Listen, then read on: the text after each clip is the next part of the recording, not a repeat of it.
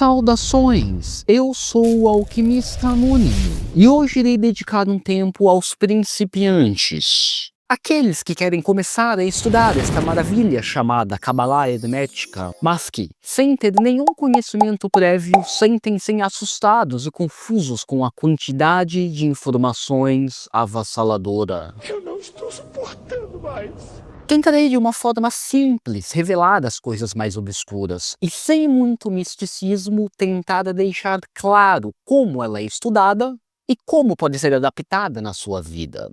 Porque verdade seja dita, sendo hermética, deve obedecer ao axioma máximo de Hermes, assim acima como abaixo. E, portanto, através da lei das analogias, pode e deve se adaptar a todos os dogmas, sistemas e religiões. Então não deixe de dar o like, e se gostou do tema, inscreva-se no canal. Agora vamos lá. A primeira coisa que devemos observar quando vemos o diagrama da árvore é que ela é dividida em 3 pilares. Chamamos de severidade, misericórdia e suavidade. Estas são as ideias dos pilares do templo, Yaquim e Borrás, onde um pilar é branco e o outro é negro, e simbolizam a ideia da dualidade universal. Muitas vezes representados como 2 esfinges de cores opostas, ideia tão amplamente difundida em todas as religiões e filosofias antigas, e que são o sustentamento do divino.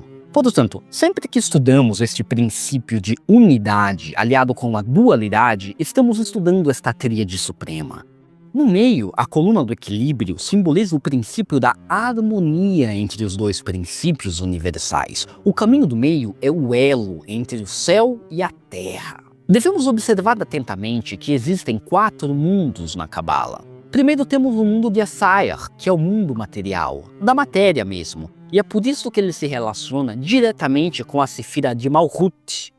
Yetzirah é o mundo da formação, onde a matéria de Asayar ganha uma designação. Isto é, ela ganha um molde, uma forma. Aguenta aí que eu já vou exemplificar. Briar, uma oitava acima, é o mundo da criação e se refere aos moldes arquetípicos que funcionam para que todas as outras forças possam se manifestar. Tudo termina em Atzilut, que é o mundo da emanação, a origem de todas as coisas e o mistério último da prima matéria. Para entendermos isto mais claramente, preste atenção neste exemplo simples. Pense agora em uma taça de vinho. No mundo de Asayar, isto é, o mundo da matéria, temos o vidro, que é o composto que existe em função da realidade do que analisamos, matéria pura. Se analisamos apenas sobre a ótica de Yetzirah, que é o que estamos fazendo quando imaginamos, temos apenas a ideia da taça.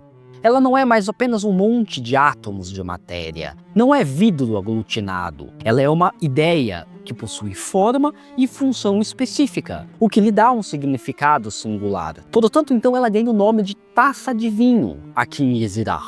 Ainda acima, em Briar, o mundo da criação, o arquétipo que rege a taça de vinho é a ideia do receptáculo. Existem muitas formas de receptáculos, pensem, canecas, jarros, baldes, até uma piscina.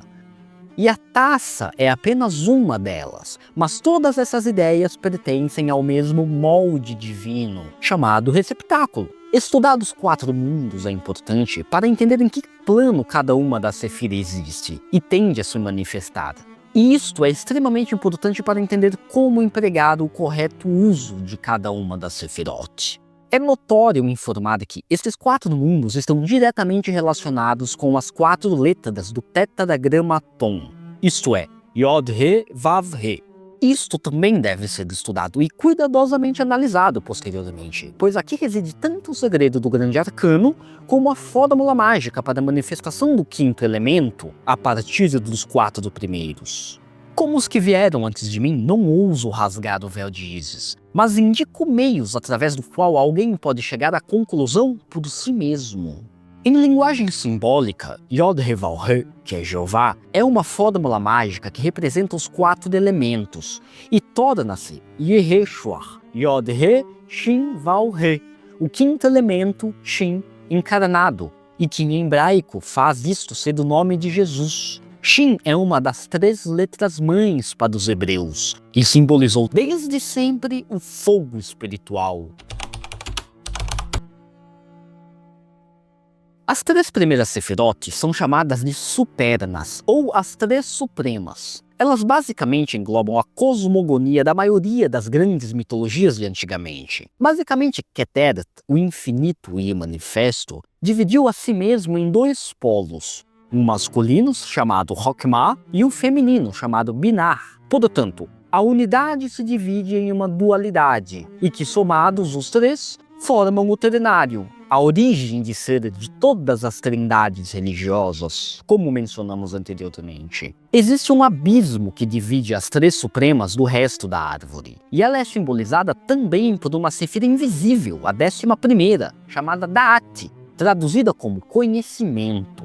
Este abismo representa a prova final de todo adepto, que deve percorrer da sua noite escura da alma, a fim de alcançar a cidade das pirâmides. Esta parte superior, relacionada a Keteret, é chamada pelos cabalistas de Arik Anpin, ou rosto longo de Deus, e trata das ideias mais abstratas e metafísicas da alma, distante da realidade mais humana e material. E esse distanciamento é o que o abismo de Da'at simboliza, o abismo entre Deus e o homem. Em contraparte ao rosto longo, temos o Zeir Anpin, o rosto menor, e engloba o que chamamos de microprosopos, que é o pequeno criador. Isto se relaciona diretamente com a vida humana agora. O microprosopo é uma estrutura divina composta pelas 6 sefirot centrais da árvore da vida: Hesed, Gevurah, Tiferet, Netzach, Hod e Yesod. Estas 6 sefiras unidas formam a coluna central do equilíbrio da árvore, e operando ao redor de Tifaret, que é o Sol, representam o corpo do Filho, ou seja, a manifestação emocional, ética e relacional de Deus com o homem no mundo. E aqui também existe um véu, um abismo que também se precisa atravessar. Aqui ele é chamado de Padoket, e marca a divisão entre as sefirotes inferiores das superiores. Na jornada espiritual, ela é a transformação que acontece no homem que o transforma de aspirante dos mistérios a um verdadeiro adepto da grande obra. O microprosopo é também um arquétipo. Representa o rei menor, o sol espiritual, o filho que espelha o pai. E como todo rei, ele possui uma consorte, Shekinah, o aspecto feminino da noiva universal, simbolizado em Cabala por Malhut, o reino. Juntos, eles formam o casal sagrado, o reflexo cósmico do casamento alquímico entre o céu e a terra, entre o superior e o inferior, e que está presente na maioria das religiões da antiguidade. É um fato muito curioso, religiões tão diferentes e tão longínquas umas das outras possuírem cosmogonias tão semelhantes. Este estudo, analisando o que diversas mitologias falam sobre o mesmo tema e o mesmo ponto central, é chamado de religiões comparadas, e é de grande valia para o sábio que se dá bem com leituras. Considere isto. É importante estudar cada uma das sefirotes isoladamente, primeiro, para se ter uma ideia fixa do seu arquétipo. Deixarei vários livros para o verdadeiro estudante de mistério. E para esta fase do estudo, eu recomendo acima de todos o Kabbalah Mística de Dion Fortune. Link abaixo na descrição da biblioteca do canal, hein? Cada uma dessas sefirotes se relacionam a um metal alquímico e a um planeta, o que faz com que aqueles que já estudam alquimia ou astrologia possuam alguma afinidade natural com o sistema. Portanto, quando pegamos a sefira de Netzach, vemos no nosso diagrama que ela se relaciona com o planeta Vênus e com o metal cobre. Para aqueles que estudam astrologia ou alquimia, isto já diz muito, pois cada uma das sefiras está relacionada com alguma ideia. E este é um excelente ponto de partida para se estudar a Sefirot. Por exemplo, vemos que Malkuth se relaciona com o planeta Terra, e além deste, diretamente com os 4 elementos da natureza. Então, neste caso, o estudo é primordial destes elementos para Malkuth. E por assim devemos seguir até entender, basicamente, a ideia que traz do conceito de cada uma dessas sefiras. Vocês podem conferir alguns outros vídeos aqui do canal, onde eu comento especificamente sobre cada uma delas em particular. Pode ajudar muito o principiante a ter uma ideia mais fixa antes de partir para os livros, que já dão uma ideia um pouco mais complexa, ok? Já tendo agora uma noção do que cada sefira representa e o mecanismo da árvore, pode-se começar a estudar os 22 caminhos da sabedoria. As 10 Sefirot e aquela invisível representam as forças arquetípicas fixas, isto é, elas não mudam, elas são o que são princípios cósmicos que existiram desde sempre e, pelo que nos é sabido, continuarão a existir até o fim. Os caminhos, pelo contrário, são o fenômeno dinâmico da interação entre duas Sefirot. Cada caminho é regido por uma letra do alfabeto hebraico, que é chamado de alfabeto mágico, onde finalmente se revela a necessidade de se conhecer, pelo menos basicamente, o alfabeto dos hebreus. Também é preciso conhecer as letras e suas relações numéricas, seu significado, sua tradução, pois o nome de cada sefira, de cada anjo, de cada planeta e de cada palavra esconde segredos que só se pode compreender verdadeiramente se você entender o mistério da letra e do número associado à letra, que é chamado de gematria, e que mais tarde também deverá ser estudado, mas mais tarde. Agora observe que cada caminho também é regido por um arcano maior do tarô, o que pode facilitar a vida do tarólogo, e o que pode abrir o fantástico mundo do tarô para aqueles que desejam estudar aquele sistema de iniciação, ao invés de estudá-lo como meio de divinação do futuro. Por exemplo, entre Keter e Hokmah, temos a letra de Aleph e o arcano O Louco. É preciso estudar cada um desses separadamente e então entender a ideia, o princípio, a mensagem oculta que esse caminho de sabedoria indica. É assim que começamos a meditar sobre os mistérios da árvore da vida. E não se engane, aqui existe muita meditação e muita reflexão, tá? Saiba também que cada sefira se relaciona com os números do tarô. Portanto, Keter, que é a primeira sefira, rege os 4 ases, que em todos os tarôs representa potenciais puros da criação, em sua forma ainda latente, ainda imanifesta. Hokmah, que é a segunda sefira, número 2, rege então os 4 2 do tarô. E assim por diante. Os signos do zodíaco também estão ali, assim como os elementos, e eles regem certos caminhos específicos, e por um motivo especial. O estudo e a meditação desses arcanos fornece poderosos insights para o estudante, e isso muda a sua vida, e muda seu jeito de enxergar as coisas.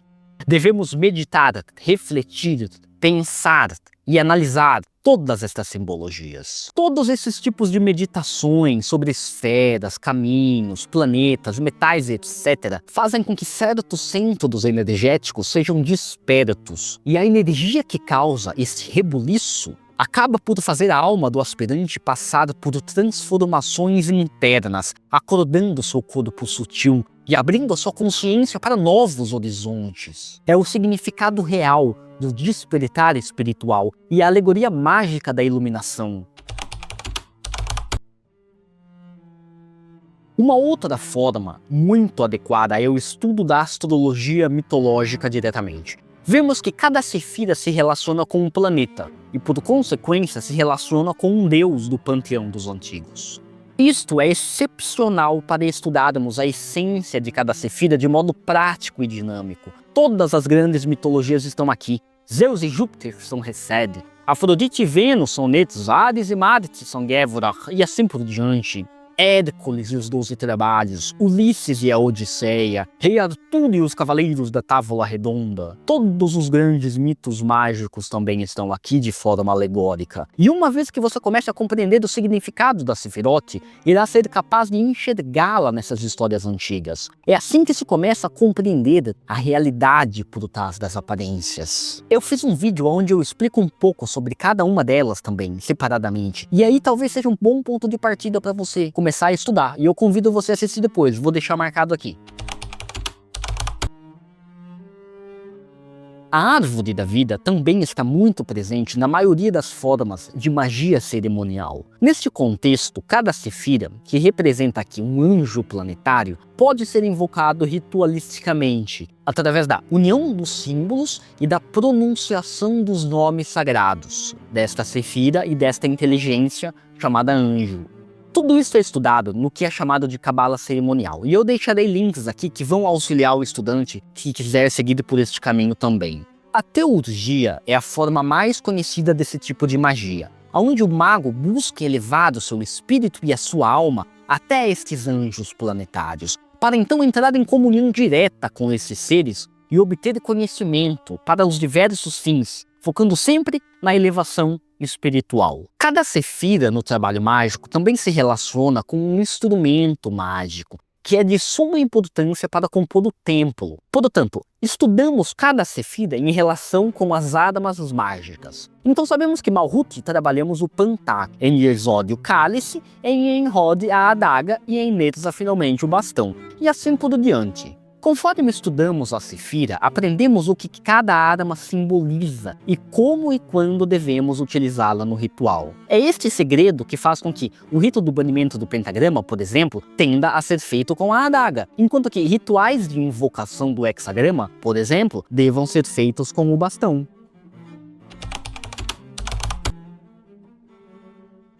Agora, é muito importante também pontuar como que a Kabbalah é utilizada como um sistema de auto-iniciação. Basicamente, as ordens iniciáticas, que também usam a árvore da vida para tais fins, atribuem um grau mágico a cada sefira. Partindo da mais material de todas, ascendendo pelo que é chamado caminho do relâmpago ou da serpente, procuram elevar a energia bruta até os mais altos patamares espirituais. Qualquer semelhança com o fato do despertar da energia na base dos chakras, chamada a serpente Kundalini, não é aqui, porventura, nenhuma forma de coincidência. Conforme o aspirante começa em Malhut, ele procura alcançar a experiência espiritual daquela esfera. Cada uma das esferas possui uma experiência espiritual particular, e alcançá-la seria uma prova, e através de um ordalho mágico, você ganharia, de certa forma, a autoridade para agir sobre aquela esfera. De certa forma, você ganha poder sobre ela. Existem dois momentos cruciais na vida do magista que segue por esta via. Estes dois rituais supremos são a descoberta do anjo, que acontece em Tiferet, que acontece após a travessia de véu de Padoket, onde ele conquista de forma plena o grau de adepto, isto é, ele realiza a tarefa de Tiferet. E o segundo é a travessia do abismo, que se refere ao abismo de Da'at, aquela sefira invisível, e que faz com que o adepto isento, isto é, livre de karma, possa sair de Hesed e alcançar o Binah, a sefira do mestre do templo e do verdadeiro pontífice da natureza. Este é o método através do qual os iniciados usam o diagrama da árvore da vida para ascender de grau em grau, de sefira em sefira, até alcançar a tão almejada iluminação. O objetivo que se procura é alcançar um certo domínio dos conceitos cabalísticos, a ponto de que, não importa em que momento, não importa em que situação, certos símbolos que, para os profanos, são ilegíveis, tornam-se compreensíveis. O sinal mais claro e mais rápido disso é que você será capaz de começar a enxergar os arquétipos sefiróticos em, por exemplo, personagens de filmes, séries, livros, histórias em quadrinhos. Quando você vê uma história, começa a entender a alegoria mágica que existe por trás dela. Todas as fábulas e contos de fada respeitam esta regra, e são extraordinárias leituras mesmo para os adultos, depois que se começa a enxergar as coisas pela ótica cabalística. O contínuo processo mental que este modo de enxergar as coisas nos leva, causa verdadeiras revoluções na nossa consciência, fazendo que o mais íntimo e mais sagrado em nós desperte para uma nova vida. Eu sou o alquimista anônimo e eu espero ter gerado em você uma curiosidade para estudar este tema tão fantástico que é a Kabbalah hermética. E torço para ter revelado alguns dos mistérios mais imediatos para vocês, estudantes novatos. E se você gostou, não deixe de dar like e se inscreve aqui para continuar estudando os mistérios do além.